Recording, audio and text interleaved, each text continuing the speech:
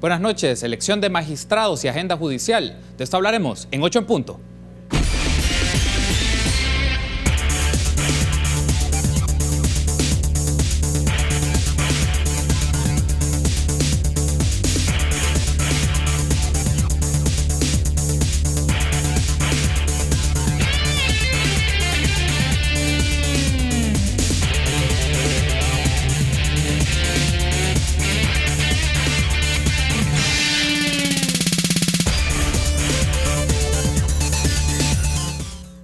Este es el momento de todos. Banco Agrícola nos hace un llamado a la reflexión, a que nos demos cuenta que este es el momento de hacer que las cosas sucedan, de superar adversidades y sobrepasar límites. Es nuestro momento de construir un mejor país, todos. ¿Qué sucede con los partidos políticos que deciden competir aun cuando no han logrado alcanzar el número requerido de participación política? Esto nos lo respondió el magistrado Rodolfo González. En los estados democráticos consolidados, su normativa electoral tienen estas llamadas cláusulas de barrera. El partido que no alcance un porcentaje de votos, que no alcance una diputación, que no alcance un número determinado de votos, será cancelado. Y hay un debate que es el que nosotros tendríamos que determinar en la sentencia de fondo, si de verdad hay violación al pluralismo por el hecho de que un partido, dicen algunos, que conociendo las reglas del juego, compitió y no cumplió con los requisitos, si puede alegar después que se le violan sus derechos a los afiliados, a los militantes, a los simpatizantes que votan por esta bandera. Además, se debe de considerar qué pasaría con aquellos partidos que no lograron los votos suficientes en una elección, pero en el siguiente lograron un diputado más o lograron 50.000 votos. Sigamos escuchando el planteamiento del magistrado Rodolfo González. Si es diputado, el requisito mínimo, ¿qué? ¿Diputado propietario o diputado suplente? ¿Solo o en coalición? Y en todo caso, en el caso de Cambio Democrático, si bien en la legislatura 15-18 no obtuvo ningún diputado, en la 18-2021 tiene al diputado Juan José Martel. Sí. Son de las cosas que tendremos que analizar. Ya está el caso en la agenda. Quiero aclararle, Carlos, que no tiene nada que ver con el anuncio de esta semana. Nosotros el proyecto de sentencia lo tenemos será desde abril o desde mayo, y como digo, vamos resolviendo los casos del 15, que tendremos 7, 8 casos del...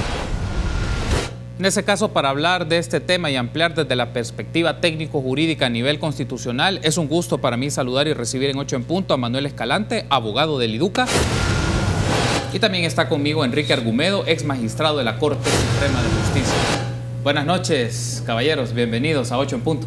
Gracias por la invitación, Carlos. Gracias por estar conmigo, doctor Argumedo. Gracias. Gracias por acompañarnos a esta hora, y es importante que nuestros amigos y amigas de la audiencia conozcan un poco. Teníamos como un contexto de las declaraciones que ofreció esta mañana en República el magistrado Rodolfo González, Manuel, e iniciaría un poco con esto. ¿Qué implicaciones tiene una decisión de la Sala de lo Constitucional ante un escenario del Partido Cambio Democrático por una eventual cancelación o no cancelación del partido, considerando que en el año 2015 este partido, en las elecciones 2015, no logró 50.000 votos o un diputado, pero sí lo logró en el año 2018, y es el caso de Juan José Martel, que es diputado propietario de la Asamblea Legislativa?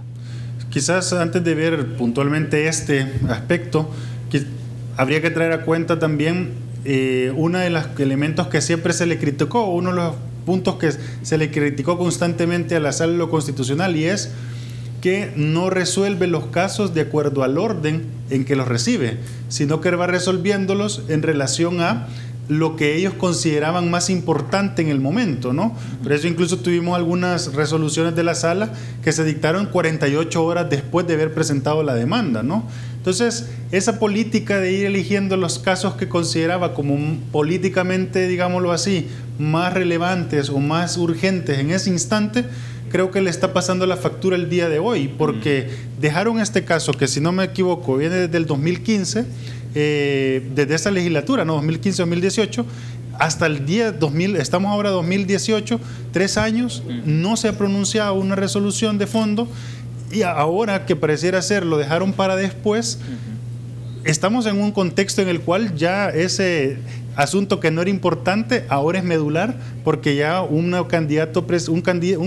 posible candidato ha dicho que va a utilizar ese partido para presentar su candidatura, ¿no? Entonces yo creo que aquí la sala también está siendo afectada, digámoslo así, en cuanto a su decisión de ir escogiendo aquellos casos que consideraba urgentes en aquel momento. Ahora, con lo que, sin duda, escuchando las declaraciones del magistrado Rodolfo, son aspectos que debe de considerar la sala. Es decir, ya no estamos en el escenario del 2015, estamos en un escenario concreto del 2018 frente a unas elecciones del 2019. No con esto quiero decir que la sala debe de estar sometida a los vaivenes políticos o a los intereses particulares de algún posible candidato, sino que quiero decir que la sala, en cuanto a su modulación de las sentencias, porque esto ya lo he demostrado en resoluciones anteriores, que ella puede modular sus sentencias, creo que estamos en una situación en donde lo que decida deberá de modular su sentencia en función de el contexto en el que vivimos.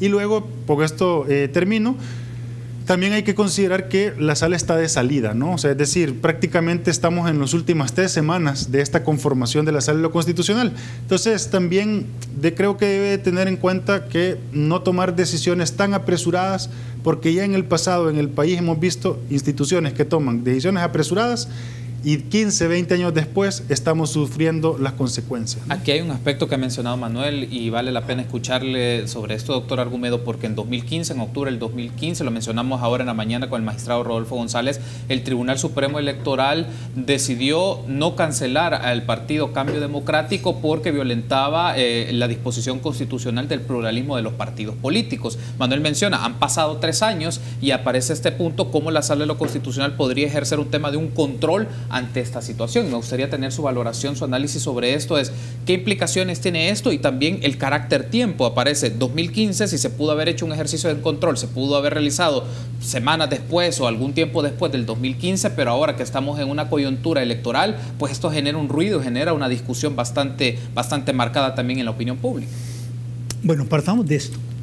La supremacía constitucional y el Tribunal Supremo Electoral, haciendo uso de una facultad que la Constitución le concede a los jueces y tribunales, y ellos dicen que somos un tribunal, declararon inaplicable la disposición para cancelar no solo al Cambio Democrático, sino que también al Partido Socialdemócrata y a el PSP está también, y Democracia, Fraternidad Patriota. Sí, decidió no los cancelamos porque sería inconstitucional. El Tribunal Supremo Electoral hizo uso de una facultad que la Constitución le concede. Sí. Pero también reformas a la ley de proyectos constitucionales establecen que cuando alguien haga eso, debe de remitir eso a la Sala de lo Constitucional para que, y esta es una reforma importante, los procedimientos inconstitucionales son por una demanda presentada por un ciudadano. Esta es una nueva forma de inicio de una inconstitucionalidad. Cuando un tribunal declara inaplicable, se lo remite a la sala para que la sala conozca de eso. Pero aquí viene una cuestión. La sala conocerá en abstracto, mientras que el tribunal conoció de un caso en concreto. Sí. Y la decisión que tome la sala no afecta la decisión que ya tomó, en este caso, el Tribunal Supremo Electoral. Aunque la sala dijera no, el Tribunal Supremo se equivocó, la decisión que él tomó es válida. Y entonces Cambio Democrático y los otros 2 partidos tienen plena vida. Pasó el tiempo, vienen nuevas elecciones. Cambio Democrático ahora sí tiene un diputado. Ahorita a él no le aplicaría que lo eliminaran. Claro. Si ha iniciado un nuevo proceso, podría ser para los otros, para Socialdemócrata y para Fraternidad, pero Cambio Democrático no, porque válidamente participó en las elecciones y tiene un diputado.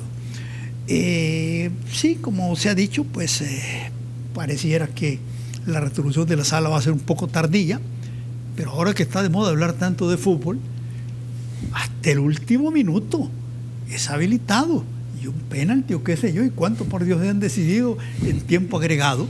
La sala está habilitada hasta el 14 de julio para dictar resoluciones. Eso sí, bien pensadas desde luego, no atropelladamente como lo hace la Asamblea Legislativa, pero hasta el último día la sala está habilitada para poder hacerlo. Hay un aspecto que menciona el doctor Argumedo, y antes de irme a la pausa, Manuel, es la discusión sobre una lectura general, no es la particularidad del caso de Cambio Democrático, y ahora por la mañana nos lo mencionaba Rodolfo González, es un tema también de la disposición, entiendo el artículo 85 de la Constitución, que tiene que ver sobre el pluralismo y los partidos políticos como representación de este pluralismo político, que es uno de los aspectos sobre los cuales debe sentar postura, pero también en este caso el doctor Argumedo nos menciona algo que considero relevante, es no puede generar una afectación para un partido que tiene una representación legislativa, y también la variable tiempo. Puede ser que en el último momento, aunque ahora se mencionó que este tema lo van a abordar el próximo viernes en discusión de magistrados de la Sala de lo Constitucional, pero en esta coyuntura en particular aparece el punto. Pero no quiero dejar de lado la lectura de la generalidad del tema constitucional de la representación y el pluralismo de los partidos políticos en el sistema político salvadoreño. Sí, yo creo que el tema que se está discutiendo es un elemento clave, ¿no? Es decir, en qué momento se va a considerar que un partido se cancela. Sin duda es un aspecto medular en el sistema político, sobre todo por el papel predominante que le da nuestra Constitución a los partidos políticos. Lo cierto aquí también hay que tomar en cuenta es que de acuerdo a la legislación, al Código Electoral, el elemento central es que la cancelación se está dando, o sea, el escenario de la cancelación se da cuando el cuerpo electoral no le brinda apoyo al partido político. O sea, es decir, aquí no es una cancelación que la decide una autoridad estatal, sino que es la cancelación que, de acuerdo a las reglas del sistema electoral, el cuerpo electoral no decide no respaldar al partido político. Entonces, siempre al final, este tema del pluralismo, ese es un elemento que deberá considerar la Sala de lo Constitucional. Este elemento del pluralismo tampoco se puede entender de manera absoluta o en abstracto, sino que también se tiene que ver de cara a la voluntad de los votantes. En el 2015, entre el 2015, los electores del Salvador no apoyaron al CD. Había unas reglas del juego que llevaban a la cancelación. Bueno, que ya decía el doctor Argumedo, obviamente en su momento el Tribunal Supremo Electoral hizo un análisis, inaplicó estas reglas del juego, consideró que el pluralismo político tenía una predominancia, digámoslo así, sobre estas reglas, y bueno, eso es, entiendo, el elemento central que va a discutir la sala ahora. Pero quiero mencionar eso, traer a cuenta, porque no es el tribunal el que en definitiva él formalmente hace la cancelación, sí, pero la cancelación deviene por una voluntad del electorado al no apoyar al partido político. Ok, tengo que hacer una pausa. Para regresar me gustaría que cambiemos el tema y hablemos ya del proceso de elección de magistrados de la Corte Suprema de Justicia, el rol de la Asamblea Legislativa, el rol de organizaciones que han llevado un ejercicio de Contraloría, y esto es importante tenerlo en cuenta. Regresamos.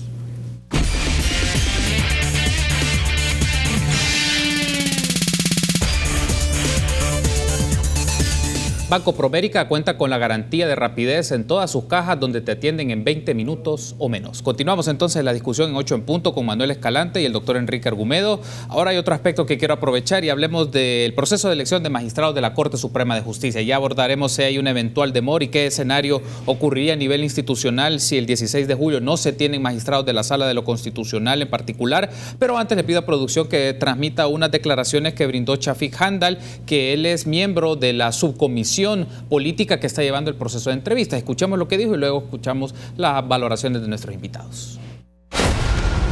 Pero como digo, si todo sale bien, si nadie se cruza en el camino, si ninguno de estos intereses que hemos mencionado aparece ahí presionando de forma indebida, porque siempre van a haber presiones. Depender de los que estamos ahí, qué tanto hacemos caso a esas presiones o no. Pero nosotros queremos salir el 15, a más tardar, sí, para estar en tiempo, ¿de acuerdo? Pero si eso no es así, una semana más, el mundo no se va a caer.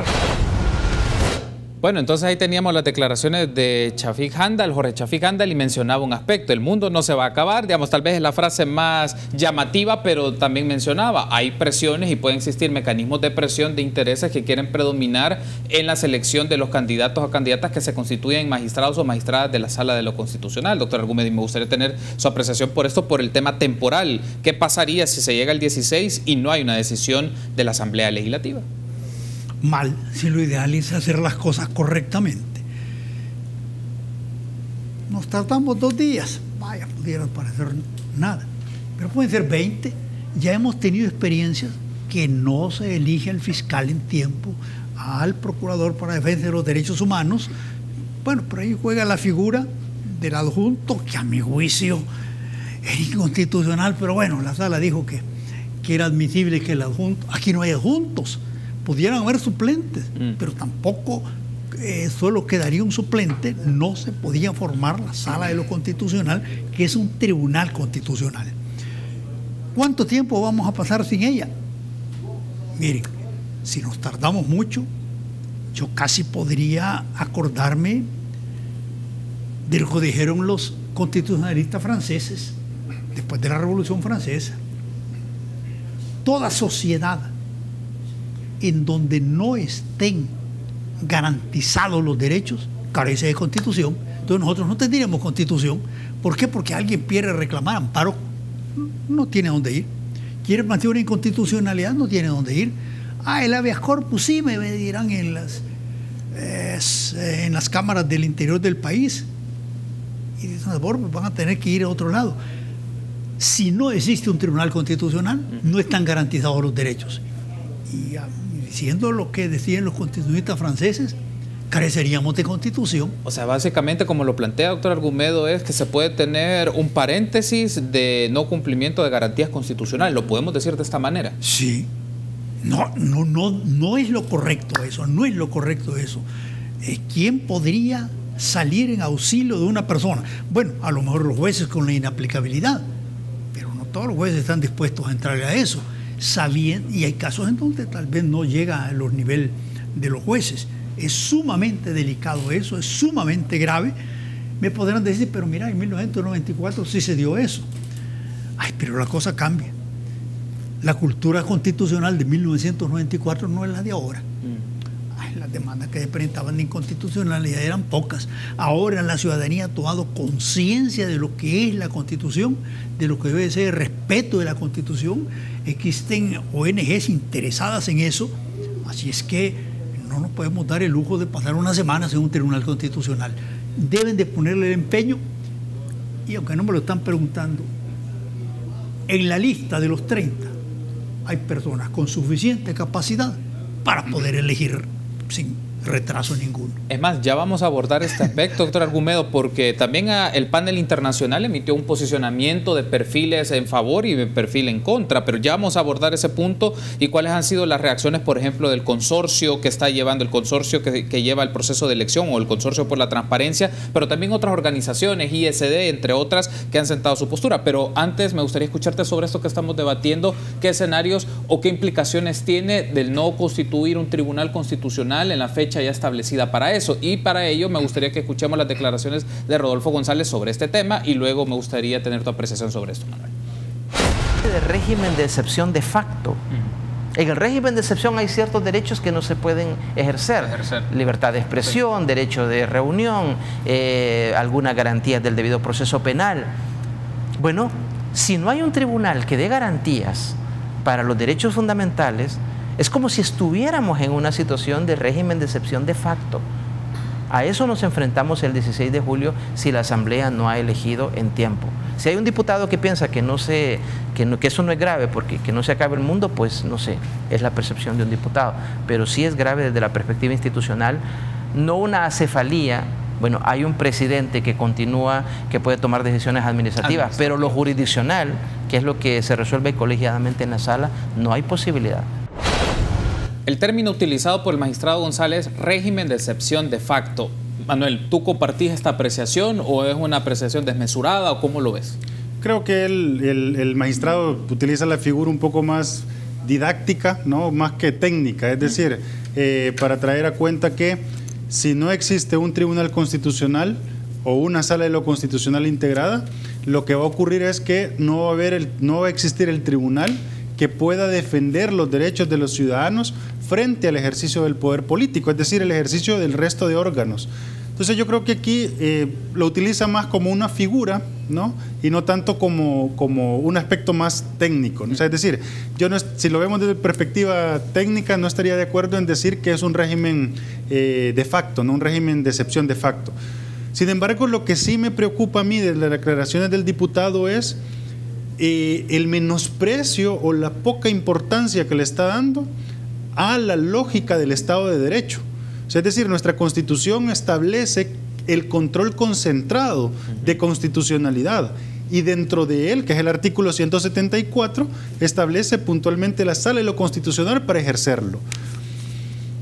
Que el diputado vea que un día después o una semana después no se cae el mundo, me parece que es poco valor al respeto de nuestra Constitución, sobre todo por un elemento central, y es que los políticos sabían que el 16 de julio del 2018 terminaban estos magistrados desde el 16 de julio del 2009. Es decir, desde el momento en que eligieron a estos magistrados que ahora terminan su periodo, los diputados ya sabían que se les iba a terminar el plazo. Sí. ¿Por qué dejaron todos estos 9 años? ¿Por qué no adelantaron los plazos? ¿Por qué la subcomisión está instalada? La subcomisión podría haber, son 7 jornadas de entrevistas las que van a tener. Pudo haberla sacado en 1 semana y media, sesionando todos los días por lo menos 4 horas diarias. ¿Por qué hacerlo de una manera tan relanceada, digámoslo así, ¿no? Para hacerlo prácticamente en 3 semanas? Claro, me dirán, es que tenemos otras cosas que atender. Sin duda, los diputados tienen otras cosas, pero estamos hablando del Tribunal Constitucional, del máximo control en cuanto a constitucionalidad. O sea, no es poca cosa lo que estamos enfrentando. Me parece que los diputados en este punto están demostrando el poco respeto al Estado de Derecho y el poco respeto a la Constitución, puesto que no cumplen, porque aquí él hablaba de presiones indebidas, ¿no? Habrá que ver a qué se refería, pero no escuché sus declaraciones. Pero sin duda ellos tienen una presión constitucional debida, pongámoslo así, y es el plazo de los 9 años. O sea, es decir, ellos sabían desde el momento de la elección de estas personas que el plazo se les iba a concluir y por lo tanto estaban en la obligación, los diputados, de elegirlos en tiempo. En ese caso también aparece, doctor Argumedo, el tema de la metodología que han desarrollado los diputados y diputadas, en este caso la subcomisión que está abordando las entrevistas, y para eso quiero pedir que se publique un tuit del Consorcio por la Transparencia, porque ellos dan unas ideas en función de cómo están, lo que solicitan o lo que piden para este proceso. Ahí vamos a leer lo que se pide: que se defina la metodología, que se disponga de tiempo para deliberación pública y que se amplíe la participación ciudadana. En principio ha existido algunas coincidencias con otras organizaciones y otras instituciones que mencionan que esperan un procedimiento mucho más preciso o un procedimiento más crítico respecto a las entrevistas. Esperan entrevistas que puedan generar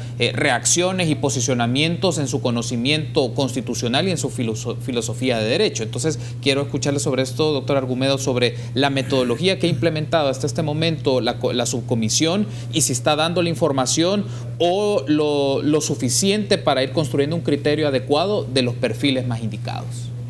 Bueno, comencemos con esto, van muy lentos. Deberían de haber sido sesiones de todos los días. ¿Que es cansado? Sí, es cansado, pero ni modo, de la responsabilidad de un diputado. Cuando decide ser diputado sabe a lo que va. Así que sesionar ahora, después de 3 días a otros, va muy largo. Además, cuando lleguen a examinar al último, ya se le olvidó a lo mejor lo del primero. Y eso también de ir en orden alfabético, agarraron a los primeros, no me gusta cómo lo están manejando. En cuanto a la participación ciudadana, me he enterado que algunas preguntas que les han querido hacer no las han pasado. Tanto que han tenido que publicarse en el periódico. Fue hasta peor, porque ahora se han enterado de esas preguntas de una cantidad de gente que si lo hubieran hecho en ese momento, hubiera pasado ante un círculo bien pequeñísimo, mientras que ahora lanzaron a los 4 vientos qué es lo que querían preguntarle a esas personas y no se les pudo preguntar. Presiones. Si es que si una persona sabe lo que está haciendo, las presiones no las debe de aguantar. Se las podrán hacer, pero si él quiere resolver lo mejor para nuestro país, no tiene por qué aceptar presiones. Las únicas presiones que debe aceptar son las de la ciudadanía, que quiere una buena Corte Suprema de Justicia. Como también quisiera buenos diputados, buenos alcaldes, buenos presidentes de la República. Ojalá esto que se está haciendo con los señores candidatos a magistrados de la Corte se hiciera con todos los demás funcionarios públicos, porque queremos que sea lo máximo la pureza de ellos, pero todos los demás no nos hemos preocupado. Que la ciudadanía tome conciencia de eso. Buenos diputados también, que se sometan a todos estos exámenes como que se están sometiendo los magistrados a la Corte, buenos alcaldes y todos los demás funcionarios, para que entonces los que estén en el desempeño de la función pública hagan lo mejor para nuestro país, pues. Escuchemos declaraciones de Norman Quijano sobre el tema de las preguntas, el tipo de preguntas que se estaban formulando y si esto ha generado conformidad o inconformidad en diferentes grupos y personas que han estado al tanto de este proceso de entrevista. Escuchemos. De la misma Iniciativa Social para la Democracia se les han trasladado preguntas a los aspirantes, preguntas de los diputados, preguntas del Consorcio para la Transparencia, todos preguntas de estudiantes. Nosotros no vamos a permitir una pregunta, y digo nosotros porque yo estaba asistiendo, no soy parte de la subcomisión, pero tampoco una pregunta que le falte al respeto a los magistrados, tampoco, ¿verdad? Así como nos faltan al respeto a nosotros los diputados las veces que quieren y las veces que se les antoja. Vamos a ver, Manuel, aquí hay un aspecto que está en discusión también. ¿Las preguntas deben o no deben incomodar a los candidatos y candidatas? Porque se menciona en las declaraciones de Norman Quijano, no vamos a permitir preguntas que puedan afectar y que puedan insultar o que puedan dañar imagen de los candidatos y candidatas que aspiran a este cargo. Aquí me gustaría escucharte sobre eso. Sí, bueno, aprovechar para comentarte que el IDUCA hemos constituido una observación permanente en cuanto al proceso de elección de magistrados. Hemos estado presente en esta etapa legislativa, ¿no? Hemos estado presente en todos los procesos de entrevistas, ya van 5, este día fue la última, y nosotros estamos haciendo, además de una presencia con Contraloría Social, estamos haciendo una investigación de naturaleza cualitativa, cuantitativa, no solamente para evaluar a los candidatos, sino también para evaluar a los diputados.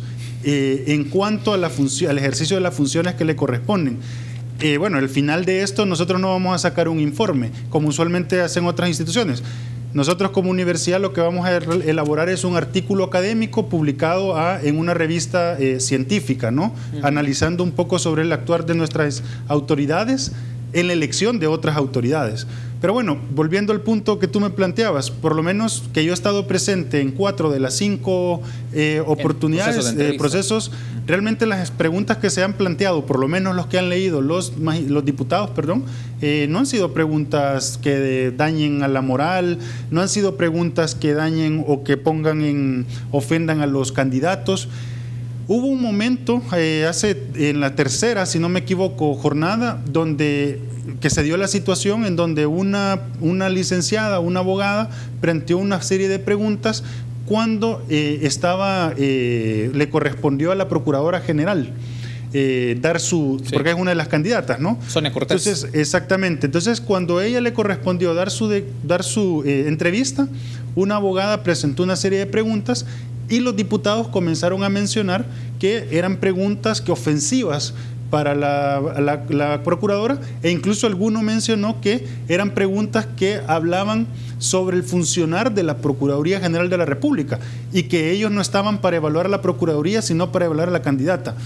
Ese tipo de argumentos, sin conocer cuáles eran las preguntas exactamente, a uno como ciudadano le levanta un poco la sospecha, ¿no? Porque uno dice, bueno, es verdad, estamos eligiendo a los candidatos a magistrados, pero esta persona es una funcionaria pública, actualmente es la Procuradora General, entonces importa conocer cómo está administrando un órgano del Estado para saber cómo va a administrar el siguiente órgano del Estado, sobre todo porque no hay que olvidar que los magistrados de la Corte Suprema de Justicia no solamente son jueces, también son administradores, incluso algunos dicen que hasta mucho dinero se les da con el 6% de los recursos del presupuesto, ¿no? Entonces es importante saber cómo administran los recursos aquellos que son funcionarios ahora. Debo de hacer una pausa, pero al regresar hablemos un poco de esto. Es necesario conocer la hoja de vida y el récord profesional de los candidatos y candidatas y como insumo para tomar mejores decisiones. Una pausa, volvemos con ello.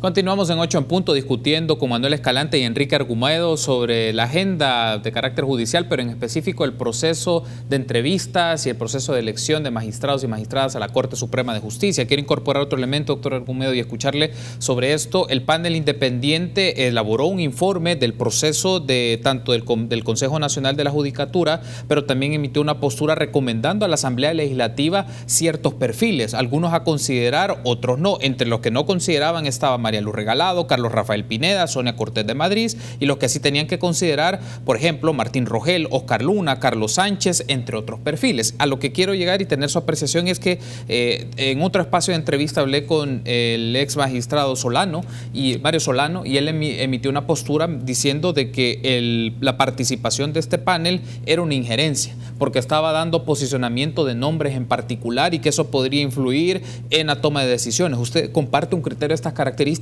o un panel independiente de especialistas en derecho de otros lugares pues emiten una posición en función de un criterio y de un proceso de observación y de indagación de cómo lo llevó el Consejo Nacional de la Judicatura en recomendación hacia los diputados y diputadas de la Asamblea Legislativa?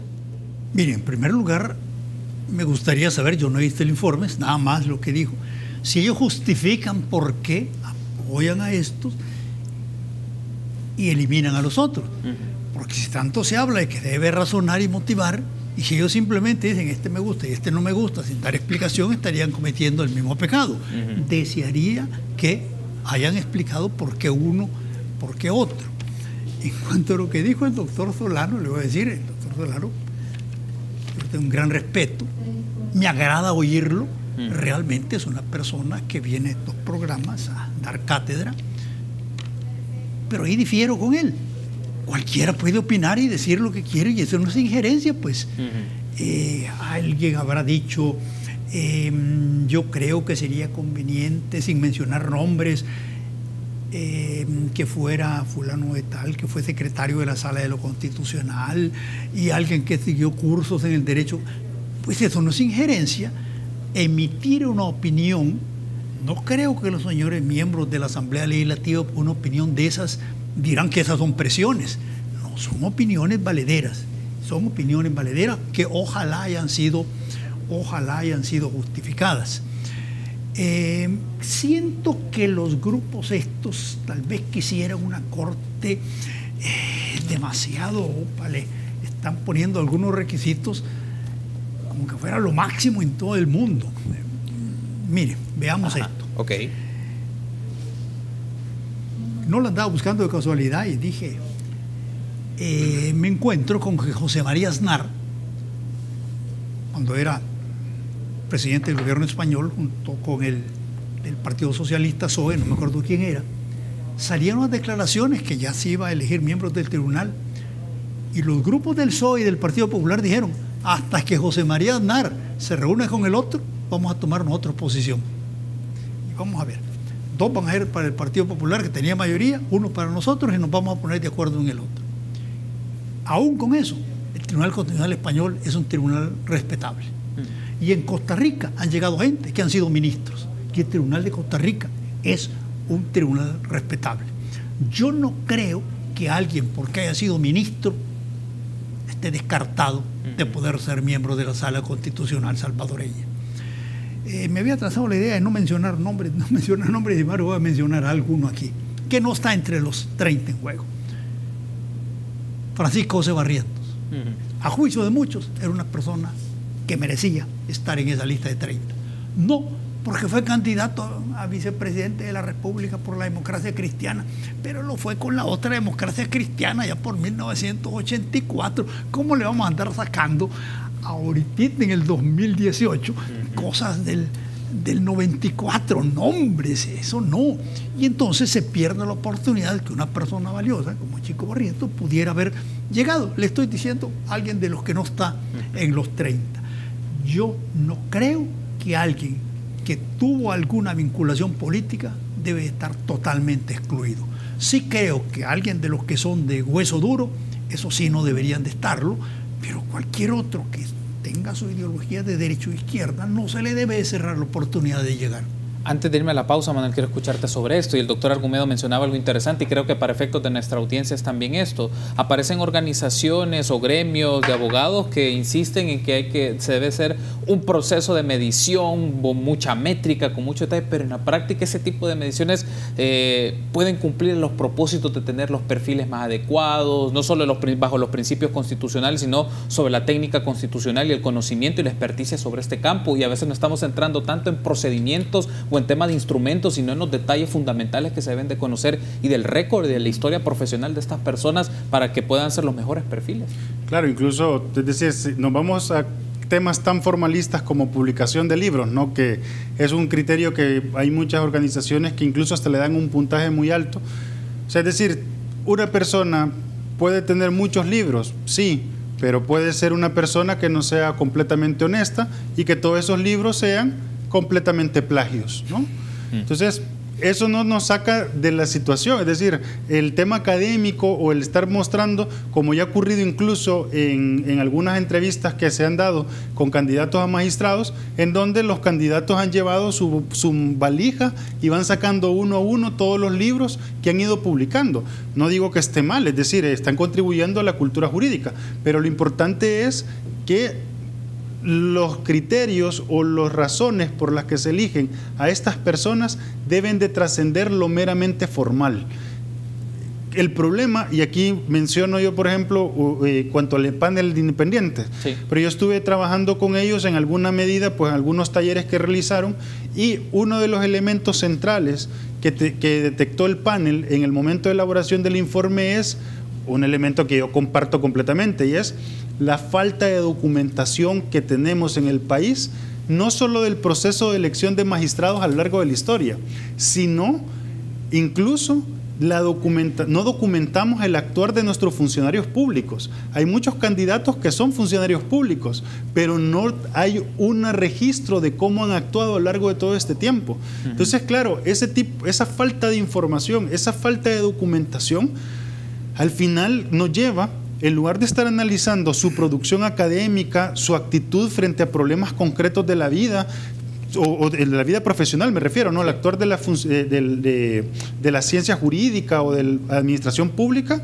nos quedamos al final en unas entrevistas que pareciera ser que son preguntas muy de cajón y son respuestas que en lugar de demostrar realmente el conocimiento que se tiene, muchas veces muchos candidatos, en la percepción que tengo, lo que buscan es tratar de agradarle al oído a los diputados, ¿no? Y no tanto demostrar realmente lo que ellos saben. Entonces, claro, al final el problema de esto es que como no hacemos un análisis jurídico o técnico de la situación, al final esto parece, y da pena decirlo, ¿no? Pero que caigamos al final en un tipo de concurso de simpatía, ¿no? De qué es lo que me gustó más lo que dijo. Porque también hay que decirlo, y este es un elemento de lo que estamos investigando, ¿no? Bueno, hay muchos buenos abogados, hay muchos buenos candidatos técnicamente con unas respuestas muy, muy increíbles, sí, pero ¿lo entenderán los diputados? Esa es una pregunta que nosotros, de hipótesis, que nos vamos a lanzar en nuestro artículo, ¿no? Tenemos que hacer una pausa, pero al regresar me gustaría que en el último bloque hagamos una valoración, una evaluación del proceder de la Sala de lo Constitucional, que a mediados de julio terminaría su mandato por 9 años de 4 magistrados. ¿Qué aspectos han desarrollado y que han trastocado, modificado el sistema político, el sistema judicial, y qué aspectos han quedado pendientes? Regresamos.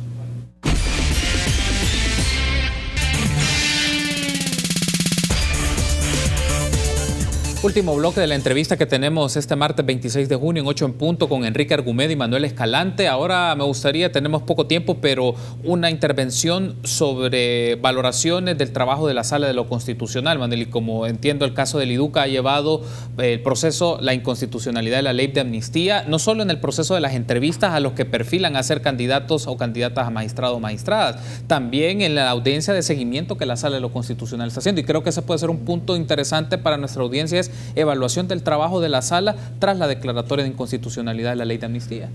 Exactamente. Por ejemplo, en la audiencia de seguimiento que terminó el día de ayer, fueron 3 días de audiencia de seguimiento en cuanto a la inconstitucionalidad de la amnistía.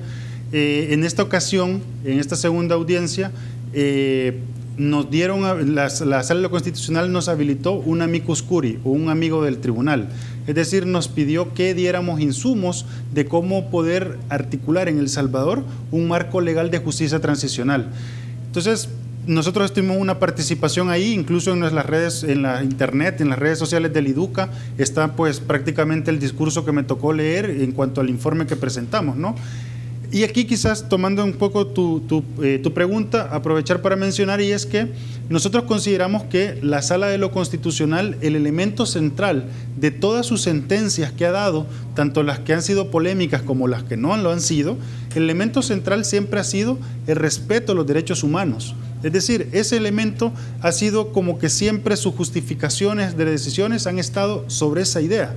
Y creo que tiene sentido, sobre todo si los derechos humanos, el respeto a los derechos humanos fue un compromiso de los acuerdos de paz allá en 1992. Entonces nosotros vemos que ese es un elemento central que ha estado constante en esta sala, y por lo tanto, por ejemplo, en las audiencias de entrevistas, nosotros estamos haciendo una pregunta explícita y directa sobre el tema de derechos humanos, porque hemos identificado que ni los diputados ni algunas organizaciones sociales han preguntado sobre los derechos humanos, y eso nos preocupa porque los derechos humanos es un elemento medular no solamente por las cosas del pasado, sino también por asuntos del presente y la construcción de un futuro.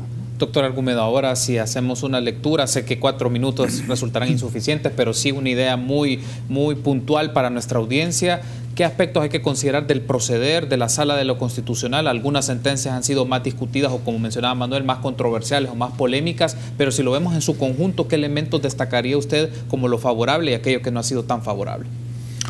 Para mí la Sala merece su aprobación, pero no total con 10. Hay algunas cosas, obviamente, que no comparto, pero en términos generales me parece correcta la forma en donde ha actuado.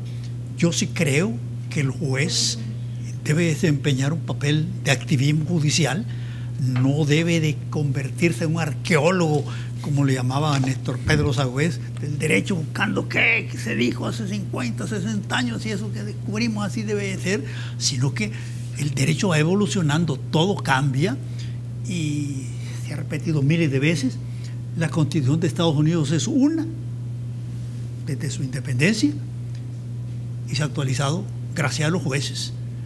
Y la Constitución es lo que los jueces norteamericanos dicen. Yo sí creo entonces que la Sala ha tomado su papel que le corresponde. Algunas veces, por ejemplo, cuando se fue con lo de los diputados suplentes, a mí me parece que no estaba pedido, fue muy jalado llegar a eso, y en dado caso hasta pudo haber hecho una sentencia con efectos diferidos. Se le dé el mérito a los magistrados, y yo se los doy, pero también hay otro que no se menciona, la ciudadanía salvadoreña. La inconstitucionalidad son, según la Constitución, por un ciudadano, y es por una demanda. La Sala no actúa de oficio. Todo lo que la Sala ha resuelto lo ha hecho porque un ciudadano lo ha pedido. Si un ciudadano no hubiera llegado a pedir, y alguien me ha dicho, pero mira, fíjate que en el aspecto social y económico no se han dado muchas cosas, no los han pedido, pero cuando los han pedido se han tocado. La Sala ya dijo el derecho al agua, y dijo que la tarifa de tasas de una municipalidad cobrando por hacer uso del agua pública era inconstitucional. O sea que cuando le ha tocado la cuestión de los medicamentos en hospitales y en el seguro social, lo ha resuelto, pero alguien ha pedido. Ninguno de los 4, 5, 6, 7 magistrados ha hecho nada de su propio, sino que se los han pedido. Así es que buena parte del mérito es de la ciudadanía salvadoreña, que ha tomado en consideración que la Constitución dice, son deberes del ciudadano velar porque se cumpla la Constitución, y esos que han ido a presentar esas demandas lo han hecho en ese sentido. La ley de amnistía, si alguien no la pide, la Sala no podía haber hecho nada. Así es que mis felicitaciones a los magistrados por haberse puesto en el lugar que les corresponde, pero también a toda esa masa de ciudadanos que presentaron demandas. Doctor Argumedo, ha sido un gusto, gracias por habernos acompañado esta noche. Manuel, también te agradezco por haber estado con nosotros esta noche y abordar diferentes aspectos de la agenda judicial y del rol de la Sala de lo Constitucional. Y a ustedes, amigos y amigas, gracias por su preferencia. Tengan una feliz noche, se queda con El Gráfico TV.